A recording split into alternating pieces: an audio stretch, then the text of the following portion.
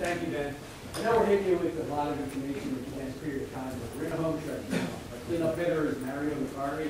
Mario is the CPA, he's director at Price & Miller. We're going to talk about some proposed changes in FASB standards that may affect your industry. Well, if you're not fully depressed already, I'm going to talk to you about, I do a lot of speaking at these kinds of events and seldom talk about FASB, new FASB stuff, because normally there really hasn't been much. But we're at a point in time where there's actually quite a few things to cover to give you a heads up. None of what I'm going to cover has actually been implemented, but it's kind of on its way in some version. So if we want to flip the slide, we're going to talk about 4 things. And these are in order of what I think would be applicability and importance to a contractor. The first 3, revenue recognition, lease accounting, and multi-employer plans, are all things that are issued right now in what's called an exposure draft. So when FASB wants to issue new rules, they publish a draft, send it out to the world, and then they take comments back. So all 3 of these first 3 things are in that stage, and they've gotten comments back. And the 4th one is not really a new GAAP pronouncement, but it's an initiative within the industry to try to take some of the burden off of private companies to hold them to the same standard as public companies in their financial reporting. So let's talk about revenue recognition. This is a pretty big deal. The issue here that's driving it is that current GAAP has over 200 different places within it that gives instruction about how to recognize revenues. And they're looking for one common principle, which really to me is the problem with this. The other thing that's driving this is that there is a sort of a merger of thinking and standards between what's called international standards, international financial reporting standards, and U.S. financial reporting. Because a lot of global companies are in the U.S., they have to report in different places, there's a trend towards trying to have the 2 things sync up. So this is also a move towards that. So this exposure draft is called Revenues from Contracts with Customers. And it's intended to be common for all industries, okay? And the basic premise is a transfer of benefits and a satisfaction of promises. And there's a lot of unintended consequences for contractors in this thing. The basic issue here is that, and the reason why it's a problem is that there's a lot of people that think that because of the title of this, revenues from contracts, thinks that it's directly oriented to the construction industry, because everything's meaning like a contractor. Under the way that this thing is written, any kind of an agreement to buy and sell something is a contract. That's the interpretation. So if I picked up the phone today and ordered a new copier, even if I did it without a purchase order, if I had a purchase order, that's a contract. If I had an agreement over the phone and I said, look, I'll agree to pay you X and you'll send me the copier tomorrow, that's an oral contract. So in the nature of what this is trying to do, it's very broad interpretation of what a contract is. The problem is, as you know, the reason why there's probably 200 different sites for this stuff is that there's a lot of uniqueness about how different industries recognize revenues. Construction isn't the only one negatively affected by this that have gotten a lot of comments. Software developers is another one, that very unique ways to recognize revenues. So at 10 feet up, the problem with this thing is that what they tried to do is to write a piece of literature to put it all in one place that applies to everybody. And of course, what that does is it leaves so much to interpretation as to what the words mean, because they're written in a way that are very vague and supposed to be all-encompassing. And when you're in a situation, it might be easier to be vague if you're, something as simple as buying that copier, right? That's fairly simple. But when you're in a very complicated construction contract to deliver things over the course of, 6 months, a year and a half, that has stages and different elements to it that are very specific, that vagueness is what the problem is with this. And the industry's pushed back really hard because if you literally interpret some of these things, it really becomes difficult to figure out how to recognize your revenue. Next slide. We'll talk about some of the details here. If you follow this thing, revenue is no longer recognized based on the economics of the entire contract. What they're telling you is you've got to break it into separate portions called performance obligations. And they don't really say specifically what a performance obligation is, except that they sort of give you some hints that it should be distinct. That's the word that's used throughout. It should be distinct. If it can be bought separately, that makes it distinct. If it has specific risks, distinct economic margins. So they don't really say this is exactly how to do it. They say here's some examples of what you should look for to determine whether you have a separate performance obligation.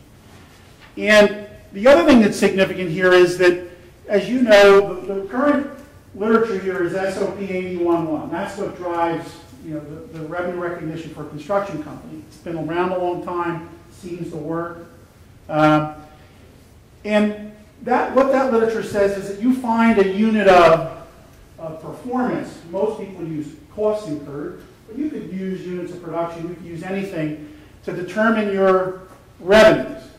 Here it decouples costs from revenue recognition. It says that the contractor, based on their judgment, or really not only the contractor, but anybody in one of these agreements, has to identify those performance obligations and allocate the price across those things. And it says you can use any number of measures. You can use an input-based measure like units of production. You can use an output-based measure based on transferring ownership to something, but it really doesn't tell you how to do it. So the point here is that it's pretty specific with language and being distinct, and it doesn't give you a lot of guidance as to how to interpret that in a specific construction contract. So it's a real problem. The other thing that's a problem is that change orders would have to be determined as to whether they're part of the contract or they're a separate obligation to deliver something. So the reality here is that they introduced this new concept of satisfying a performance obligation and delivering that, and that's how you got to allocate revenues and then allocate your costs against it.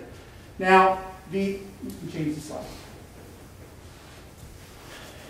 I'll continue and then I'll give a couple more examples. By the way, to go back to the beginning when I talked about what this is supposed to cover, when I looked through the thing again last night, all inch and a half of it,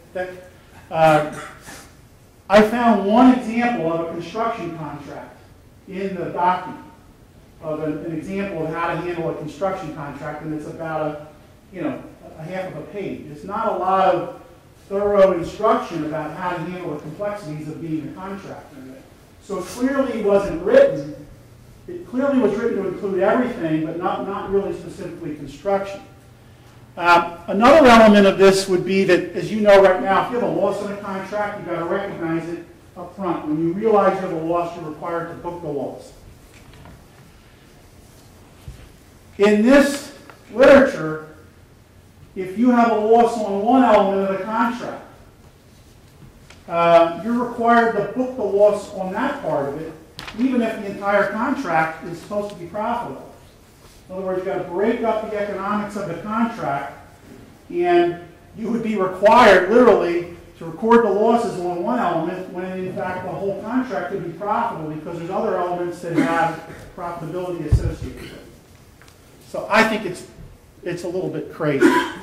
It also contains some new guidance on capitalization of costs, certain pre-contract costs that under the current rules would be rolled into part of the cost of the contract, would be required to be expensed. And then there's some new disclosure requirements. Most importantly, and this is the craziest thing because they don't really tell you how to make these judgments, but you got to disclose the judgments that were used in determining the satisfaction of all the performance obligations. Like, how did you arrive at that judgment? What thinking did you use?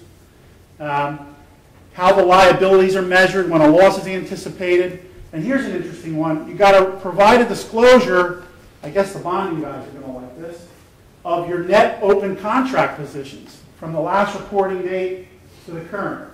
So you got to have a schedule that discloses how your contracts have done from the last time you reported and how you finished. Now, many of you probably do that anyway. You have a supplemental schedule. I know we have that in a lot of our contracts. But now you're required to put a disclosure that reconciles the two. So you can see that what's being proposed here is very onerous. It doesn't have a heck of a lot to do with how a construction contract is economically managed. The rules about how to interpret this are so blurry. Again, I read it again last night. It's very hard to figure out exactly what they mean. And if you interpret it literally, and I'll give an example. The one example that was in the guide was if you were a design-build contractor. You do the design portion of the job. That would be viewed as a separate performance obligation because those design services can be purchased separately. It's one of the criteria. So you, in that case, you'd have to break the revenue recognition and the profit recognition on your contract. You do the design part of it separately and the rest of the contract. There was another example that had the site work broken out separately. And if you interpret this literally, and this is where it really gets crazy because they don't really tell a contractor how to handle a construction contract. Imagine the class of trades on all your schedules, and imagine if you interpreted this literally and said, okay, can I buy this separately? Do I have separate economics with how I pay for the concrete, the site work, the structural steel? If you interpret it literally, you could end up getting to a point where you have to break everything out for every contract. Now that's a very extreme interpretation, but my point is that the document is so vague, it doesn't exactly tell you how to do that. As a lawyer, when I see ambiguity like that, I like that because that allows me to spin it in the way that I want and then make the argument that it's reasonable.